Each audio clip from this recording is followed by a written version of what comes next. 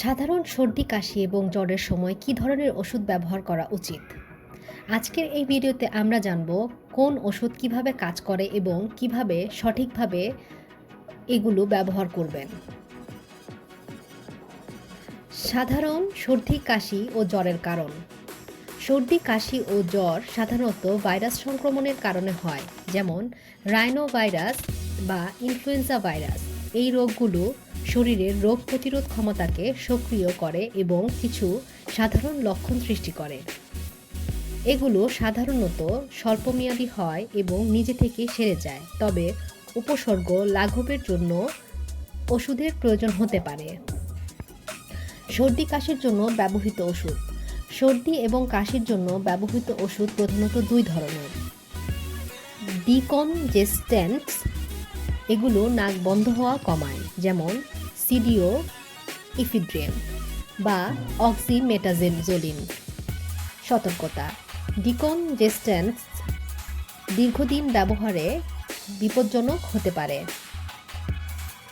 Calf সাপ্রেসেন্টস যেমন ডেক্সট্রোমিথরফ্যান, যা শুকনো কাশি কমায়।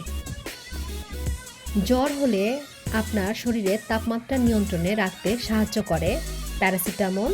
এটি সবচেয়ে নিরাপদ ও সাধারণত জ্বর কমানোর ওষুধ। আইবুপ্রোফেন, এটি জ্বর কমানোর পাশাপাশি ব্যথা উপশমন কার্যকর। কিছু সতর্কতা ও পরামর্শ। যে বিষয়গুলো মনে রাখতে হবে: অ্যান্টিবায়োটিক ব্যবহার করবেন না যদি না ডাক্তার প্রেসক্রাইব করেন। 12 বছরের নিচের বাচ্চাদের জন্য কিছু ওষুধ এড়িয়ে চলুন। যদি উপসর্গ 7 দিনের বেশি হয় তবে ডাক্তারের পরামর্শ নিন। প্রাকৃতিক প্রতিকার। সাধারণত সর্দি কাশি ও জ্বরের জন্য কিছু প্রাকৃতিক প্রতিকার, যেমন গরম পানির ভাপ নিন, মধু ও লেবুর চা পান করুন, পর্যাপ্ত বিশ্রাম নিন। আজ আমরা জানলাম সাধারণ সর্দি কাশি ও জ্বরের জন্য ব্যবহৃত ওষুধের সঠিক নিয়ম। এই তথ্য যদি আপনার জন্য উপকারী হয় তবে লাইক, কমেন্ট এবং সাবস্ক্রাইব করতে ভুলবেন না।